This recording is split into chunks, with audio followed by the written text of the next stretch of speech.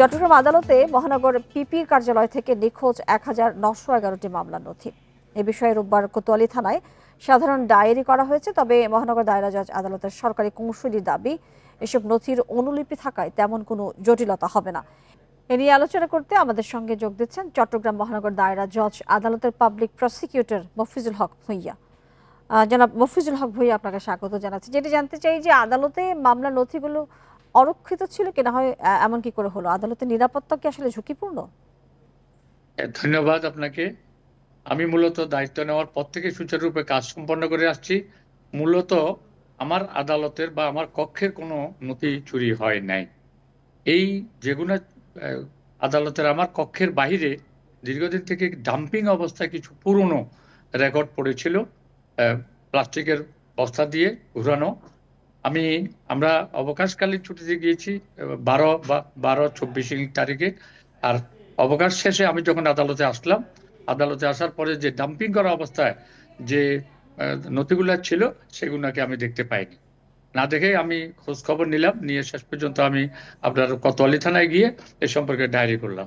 মূলত এই ডকুমেন্টসগুলা যেগুলা আমাদের নথি, এগুলা মূল নথি নয়, এগুলা ফটোকপি, এগুলা ডায়েরি, কেস ডায়েরি এগুলা। আর আদালতের আপনি ডাম্পিং এর প্রসঙ্গ বলছিলেন, যেই নথিগুলো চুরি তো হয়েছে, তো সেক্ষেত্রে আসলে আদালতের নিরাপত্তা নিয়ে তো এখানে প্রশ্ন উঠছে। নিরাপত্তা নিয়ে যে এগুলা বারান্দায় পড়ে আছে দীর্ঘদিন থেকে, উপরে সিসি ক্যামেরা নেই, কিন্তু আমার কক্ষের ভিতর থেকে কোনো নথি চুরি হয়নি। বারান্দা থেকে এত গুরুত্বপূর্ণ নথি কি বারান্দায় পড়ে থাকা উচিত আদালতের মতো জায়গায়? আবার সিসি ক্যামেরাও সেখানে নেই। নিশ্চয়ই উচিত না। আগে এগুলো রেখে গেছে। আমার কক্ষে যেগুলো আছে এগুলো আমাকে আগের যে পিপি ছিল সেই পিপি আমাকে বুঝিয়ে দেয়নি। আমি নিজে থেকে বুঝে নেওয়ার চেষ্টা করতেছি। আজকে 1 মাস পর্যন্ত আমি বারবার এগুলাকে খতিয়ে দেখতেছি, বান্ডিল বানতেছি, দেখতেছি এগুলাকে সুরক্ষিত করার জন্য। সেটা সুরক্ষিত করার সেটা অংশ বিশেষ হিসাবে আমি ওগুলোর জন্য কালকে ডায়েরি করেছি। আপনি সিসিটিভির ফুটেজের কথা বলছিলেন, সেখানে সিসিটিভি ক্যামেরা নেই কেন? সিসিটিভি নেই আমার কক্ষের সামনে অথবা কক্ষের মধ্যে সিসিটিভি নেই। কিন্তু যদি দোতলায় যে সিসিটিভি আছে, যদি কেউ নিয়ে থাকে, সুষ্ঠু তদন্ত হলে নেওয়ার এটা দেখা যেতে পারে। জি, এই ধরনের ঘটনা আসলে আদালতের নিরাপত্তাহীনতার জায়গা থেকে সুযোগ আসলে সৃষ্টি হয়েছে কিনা, যারা আসামি তাদের ক্ষেত্রে, বা তাদের কোনো যোগসাজশ আছে কিনা? আদালত সংশ্লিষ্ট কারো যোগসাজশ ছাড়া কি ঘটনা ঘটতে পারে? অর্থাৎ যে কেউ এসে আসলে আদালত চত্বর থেকে নথি নিয়ে যেতে পারে? হ্যাঁ, বন্ধের মধ্যে দেওয়াল রং করার জন্য কিছু লোক কাজ করেছিল, এটা আমার জানা আছে। আমি দেখেছি যে কিছু লোক রং করতেছে দেওয়ালে। দোতলা পর্যন্ত কর্ম ছিল, 3 তলা আপনার অফিস বন্ধ ছিল, আদালতগুলো বন্ধ ছিল অবকাশকালে। কিন্তু দোতলা যেখানে ম্যাজিস্ট্রেট কোর্ট আছে ওখানে কোর্ট চলেছে।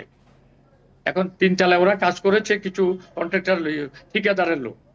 এবং নিশ্চয়ই যেটি জানতে চাই, আসলে ঠিকাদার তো আসলে তাদের এই ধরনের নথি নিয়ে তাদের তো কোনো আসলে লাভ নেই, তারা করবেটাকে সেগুলো নিয়ে।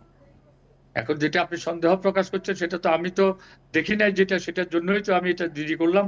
এখন তদন্তে বেরিয়ে আসবে অবশ্যই। আপনি কি মনে করছেন তদন্ত হোক, তদন্ত করে আমি এই বিষয়টা বের হোক এবং এটা আইনের আওতায় আনা হোক। আদালতের পক্ষ থেকে কি শুধু আপনারা জিডি করেছেন? না, জিডি করেছি, আমার স্যারদেরকে জানিয়েছি এবং স্যাররা তদন্ত কমিটি করবো বলে আমাকে জানিয়েছে।